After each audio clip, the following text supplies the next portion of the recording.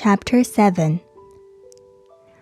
On the fifth day, again, as always, it was thanks to the sheep. The secret of the little prince's life was revealed to me. Abruptly, without anything to lead up to it, and as if the question had been born of long and silent meditation on his problem, he demanded, "A sheep, if it eats little bushes, does it eat flowers too?" "A sheep," I answered, "eats anything it finds in its reach." "Even flowers that have thorns?" "Yes, even flowers that have thorns." "Then the thorns, what use are they?" I did not know. At that moment, I was very busy trying to unscrew a bolt that had got stuck in my engine. I was very much worried, for it was becoming clear to me that the breakdown of my plane was extremely serious, and I had so little drinking water left that I had to fear for the worst.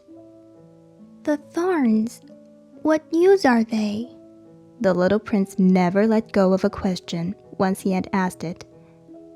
As for me, I was upset over that bolt, and I answered with the first thing that came into my head.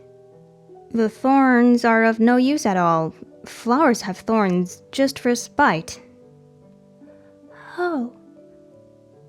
There was a moment of complete silence. Then the little prince flashed back at me with a kind of resentfulness. "I don't believe you. Flowers are weak creatures.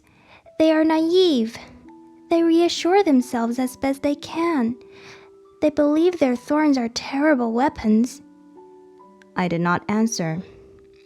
At that instant, I was saying to myself, if this bolt still won't turn, I'm going to knock it out with a hammer.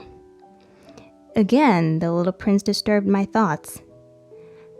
"And you actually believe that the flowers—" "Oh no," I cried. No, I don't believe anything. I answered you with the first thing that came into my head. Don't you see? I am very busy with matters of consequence." He stared at me, thunderstruck. "Matters of consequence?"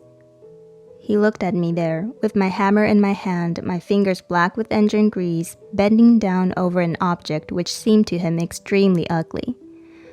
"You talk just like the grown-ups." That made me a little ashamed. But he went on relentlessly. "You mix everything up together. You confuse everything." He was really very angry. He tossed his golden curls in the breeze. "I know a planet where there is a certain red-faced gentleman. He has never smelled a flower. He has never looked at a star. He has never loved anyone. He has never done anything in his life but add up figures. And all day he says over and over, just like you, 'I am busy with matters of consequence,' and that makes him swell up with pride. But he is not a man. He is a mushroom." "A what?" "A mushroom." The little prince was now white with rage. "The flowers have been growing thorns for millions of years. For millions of years, the sheep have been eating them just the same. And is it not a matter of consequence to try to understand why the flowers go to so much trouble to grow thorns which are never of any use to them? Is the warfare between the sheep and the flowers not important? Is this not of more consequence than a fat red-faced gentleman's sums? And if I know, I myself, one flower which is unique in the world, which grows nowhere but on my planet, but which one little sheep can destroy in a single bite some morning without even noticing what he is doing, you think that is not important?" His face turned from white to red as he continued.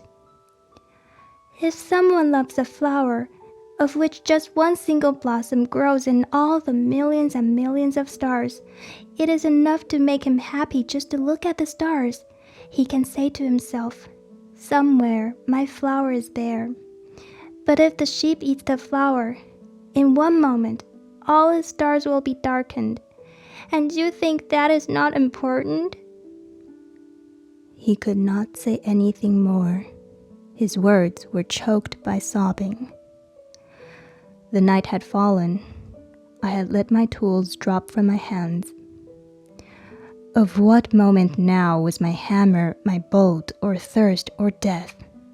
On one star, one planet, my planet, the earth, there was a little prince to be comforted. I took him in my arms and rocked him. I said to him, "The flower that you love is not in danger. I will draw you a muzzle for your sheep. I will draw you a railing to put around your flower.